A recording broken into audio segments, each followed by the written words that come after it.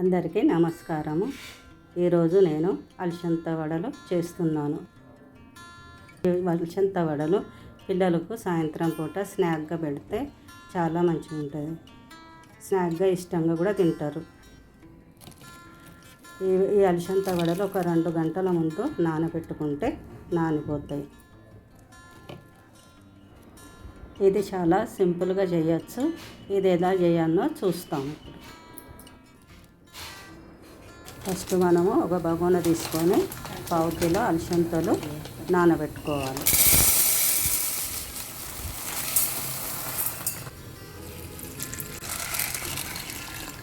ఈ అలసందల్ని 1 గంటన్నర 2 గంటలు నానబెట్టుకుంటే సరిపోతుంది.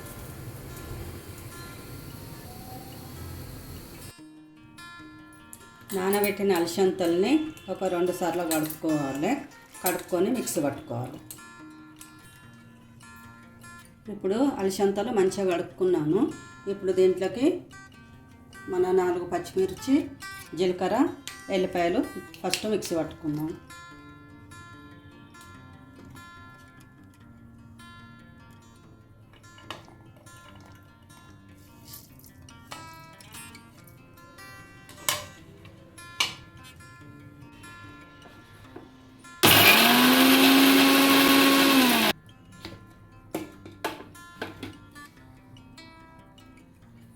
ఇప్పుడు ఈ పచ్చిమిర్చి ఉల్లిపాయలు మిక్సీ పట్టుకున్నాయి. ఒక ప్లేట్లో తీసి పెట్టి ఇప్పుడు మనము అలసందలు మిక్సీ పట్టుకోవాలి.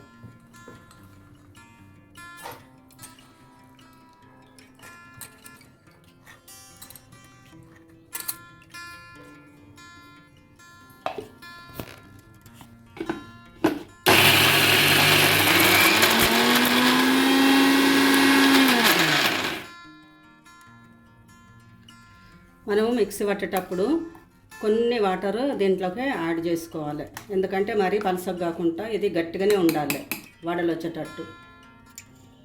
కొన్ని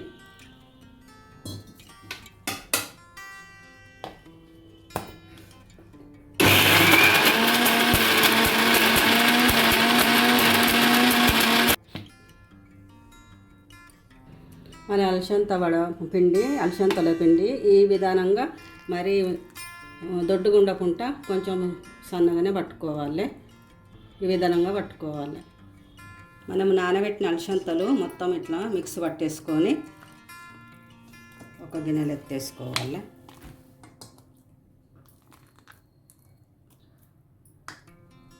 ఇప్పుడు మనం మిక్సీ పట్టుకున్న పచ్చిమిర్చి, ఎల్లిపాయలు, జీలకర్ర దీంట్లోకి వేసుకోవాలి. దాని తర్వాత మన ఉల్లిగడ్డ చిన్న చిన్న ముక్కలు, ఒక పెద్ద సైజు అయితే ఒకటి తీసుకోండి, చిన్న అయితే 2 తీసుకోండి. చిన్నగా తరుక్కొని వేసుకోవాలి సన్నగా. ఒక పిడికెడు కొత్తిమీర సన్నగా తరుక్కొని వేసుకోవాలి. ఒక 3 రెక్కల కరివేపాకు కూడా సన్నగా తరుక్కొని వేసుకోవాలి.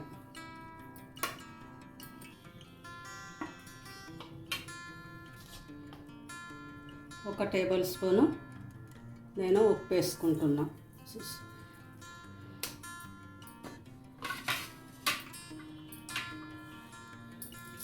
ఇప్పుడు దీన్ని మొత్తం కలిపేసుకోవాలి.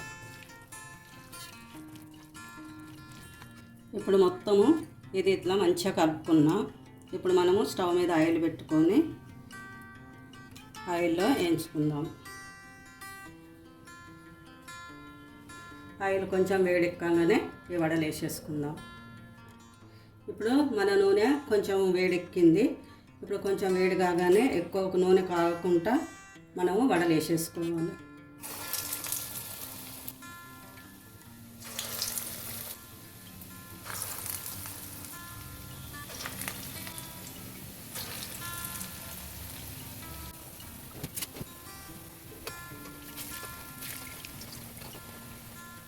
నూనె కొంచెం వేడి కాగానే వేయించుకోవాలి. ఎందుకంటే నూనె ఎక్కువ వేడి అయితే లోపల ఉడకది. ఇవి సిమ్మునే కాల్చుకోవాలి.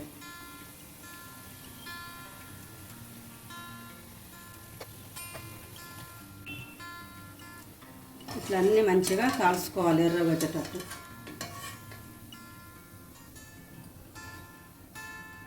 మన అలసంద వడలు రెడీ అయిపోయినాయి.